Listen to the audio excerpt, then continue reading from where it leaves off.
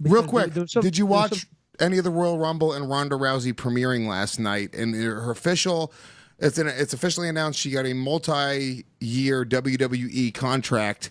And I don't like pro wrestling. I know we don't talk about pro wrestling on the show, but this is a big deal. This is the biggest star from mixed martial arts making the jump over to pro wrestling ever. Yes. My headphones just fell off. We saw. Okay. All right, our pets' heads are falling off. Yeah. No, I don't think. Who's a bigger fighter that did it? I mean, Ken Shamrock back in the day, Dan Severn, but nobody it just wasn't that big. Don't keep the camera off me for a second. No, keep it on. I think, to be honest, that one, you love talking about wrestling. Two, you love talking about Ronda Rousey. It's relevant. Three, I don't watch wrestling at all. What will I say about it? I saw a little clip on Facebook this morning. Good for her. I think it's fantastic. You know, I mean, at the end of the day, when fighters stop fighting, it's always hard to find what to do, especially because you get so used to the attention, to the limelight, to the lights, the cameras, the action, the money, of course. And she's still filming movies and stuff like that. But yeah, you know, I mean, seems like a good fit for WWE and going to make some money, I'm sure. I mean, I have no idea what kind of money they earn, but I'm sure I'm sure it's good. Yeah, I'm sure she's making millions of dollars. I mean, the reality is the WWF or WWE, I'm so old.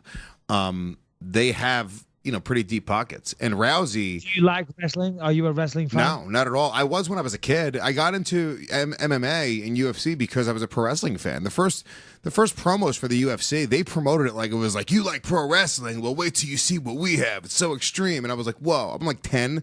It's like incredible to me, you know? But, you know, I grew up. I got into MMA and everything that I liked about wrestling as a kid, I kind of have with MMA, and you know, we have personalities in MMA, and it's just the stakes are real. You know what I'm saying? It's yeah. Well, MMA's like you start off like in WWE or wrestling. Let's just call it wrestling, because I don't like saying WWE either. It just doesn't feel right. It doesn't flow. Yeah, WWF is what I got into, World Wrestling Federation. But I wasn't, you know, when I say got into it, I used to play a game at the local. What do you call it? Where you rent videos from, the video shop. Okay, yeah, video store. The WWF arcade game. And we never had Sky or cable, you guys would call it. We never had Sky TV when I was younger, so I couldn't watch much of it. But I did like it. But I guess now in America, if you're a fan of WWE, then when you get a bit older, you get into MMA because you realize it's real. Yeah, this is a quote from Rousey, by the way, on why she joined the WWE. I don't think that trying to make as much money as possible every single day is the best thing for my happiness. I want to wrestle, and I want to be part of this company, and I want the people that love this sport to accept me and respect me as being a part of the sport. I know that'll take time, but I also know that I'm capable of anything, blah, blah, blah, bullshit. Hold on. Was she calling it a sport? Yeah, she was calling it a sport. All right, well, it's not a sport, is it? But it's entertainment. But we all know that. So, oh well, good for her. That's fantastic. I don't want to spend too much time dwelling on WWE because my knowledge of it is awful. Awful. It's non-existent, in fact. So yeah. So good job. Let's look at your notes again, Lewis. Stop going to my notes. Why are you mocking my notes now? Because I mocked. So one UFC on Fox main event review. We've done that. Two. This is my problem, Lewis. The fight that shall not be named. All right, no. Number 2, he's got Ariel Helwani says Bisping versus Richard. What? I didn't say that, did I? No, I didn't say that. You did. And my point is this, Lewis. I emailed you notes. I text you notes. I believe we may have had phone calls simply because it makes it sound like 3 points of not mentioning the Richard fight. But there isn't a Richard fight. Yes, people are reporting it, but I am not. I didn't even write that. Maybe that was a typo. I didn't write that. Yeah, so apparently there is a rumor going around about me and Richard. I will say this. I don't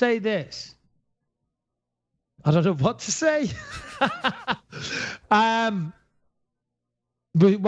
let's start with the obvious. Richard fights at 205. I fight at 185. So that doesn't even make sense. Well, he did fight his last fight at 185, and I know he had talked about possibly moving back up to 205, but, you know, who knows? I believe it's officially gone back up to 205. But you don't even like cutting weight, though. But anyway, I don't want to talk about it. Yeah, but it's not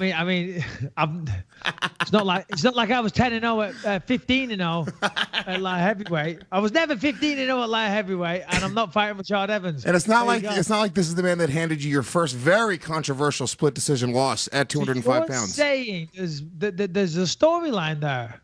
I'm just saying there's something there. There's something there. That I used to fight at light heavyweight, and I could return back there. You're saying that he was the first guy to hand me a controversial split decision loss that a lot of people thought I won, and that perhaps almost everybody getting towards the end of our careers, it would be a logical matchup in London. Huh. Rashad Evans' own family thinks you won that fight. You ask any of the Evanses, like, yeah, exactly. So no, it would be very unprofessional for me to what's the word I'm looking for? I don't know. Spill the beans. Spill the beans. Listen, there's nothing official. I can tell you that right now. Hand on heart. There's nothing official, and I may or may not be fighting again. We'll see. Okay. I think it'd be a good fight if that was the one that you decided to do. All right. Well, me too. Number 4, Chuck Liddell, Celebrity Big Brother. But you don't want to talk about that. No, 5, we can't talk about 7-year-old put in handcuffs. Yeah, I wanted to talk about this, Lewis. I thought this was a good one, actually. I put it in there for a reason. One. See, the way I had it in my head at the start of the show, we talk about Beyonce's kid acting a bit weird and a bit Yoda-ish. Then we say, oh, yeah, speaking of kids, did you see that kid that got arrested at school? And then from there, we go into that other one with the cop using his jiu-jitsu. Well, can I tell you what the way that would have been a flawless segue. Can I give you my insight here? Yeah. I agree, because this is why I send you notes and then I go, cool, this is, these are, and if you I know you can't read this, but it says we don't have to do all of these, but I think these are interesting. And then I send you the notes, and my assumption is Michael Bisping, 15 minutes before the show, is going to send me an email back saying this is my response to this. But instead, what I get is a phone call from you screaming in a fucking British fucking act. When he gets angry, he gets more British. It's like, I'm going to fucking call you when I get home in a little bit. And then I'm like, okay, I guess we're starting the show late, everyone. And then there's 7 people here going like, all right, Bisping's late again. Are you sure he wants to do Mondays? He's like, no, he says Mondays are perfect. And that's Mondays are perfect. Okay. Mondays are very good. So there's a 7-year-old kid. I also have a 7-year-old kid called Lucas. Lucas is a very emotional child, but he's a great kid. I love him to bits. I don't know where he gets it from. It's almost like you think that his dad was emotional. So this 7-year-old kid, how old is your son, Lewis? He just turned 5. So, okay, not a million miles away. So you can understand this story. But this 7-year-old kid goes to school. Apparently he's playing with his food at dinner, at lunchtime, playing with his food. And the teacher comes over, tells him off, takes him to the principal's office. And the 7-year-old spazzes out, starts punching the teacher. Okay, that's it. Now, I play a game with Lucas called, come on, Lucas, do a psycho attack. And he hits me as hard as he can all the time. Kicks, punches, everything. And he does not hurt me in the slightest. Okay, fair enough, I'm a professional mixed martial artist. But he's also the son of a professional mixed martial artist that gets lessons. Getting hit of a 7-year-old does not fucking hurt. Yeah. It's as simple as that. So then this this teacher doesn't call the parents, calls the police. Calls the police, and a 7-year-old child has the child arrested and then put in handcuffs and taken to the police station. Yeah, very traumatizing for the kid, which isn't the way you handle it. There's a lot of factors. Here's the truth, right? Where do you stand on this? Where do you stand? There's 2 things here. Number 1, if the kid is violently attacking a teacher, it's coming from some other shit. So the fact that the parents are furious about their kid being put in handcuffs and the way the school handled it, I understand being upset, but you got to look in the mirror if you're the parents of the kid that's violently attacking a teacher and figuring out where that's coming from, because it's not coming from fucking the teacher being a fucking asshole. That's coming from some other shit, right? Yeah, no, for sure. So I'm assuming they beat the shit out of this kid, or this kid has experienced some sort of violence in another way. You have to assume. I don't know. Or maybe he has, maybe, and I'm just assuming, perhaps he has emotional problems, or perhaps he has, maybe he can speak to a psychiatrist or something. Maybe he has a problem dealing with his emotions, or not just a bad temper. Maybe he's a little bit on the spectrum. Who knows? Or maybe there's all kinds of problems. Maybe that teacher needs to learn how to keep her fucking mouth shut. maybe maybe the kid's a fucking asshole. Okay, maybe the kids, that can happen.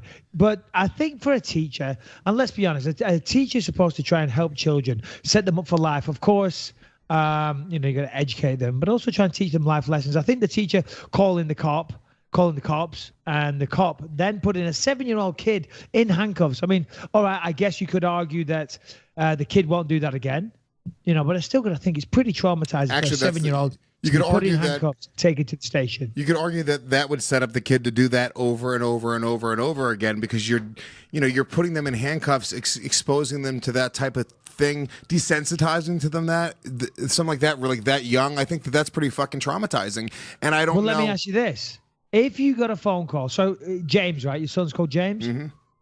So you get a phone call. James has had a temper tantrum, which is what we're talking about here. James has had a temper tantrum at school. He's hit a teacher, which is shocking behavior, and he's been arrested and put in handcuffs and taken to the police station. Your reaction? Yeah, I mean, as a parent, like having the idea of my son being put in handcuffs would be pretty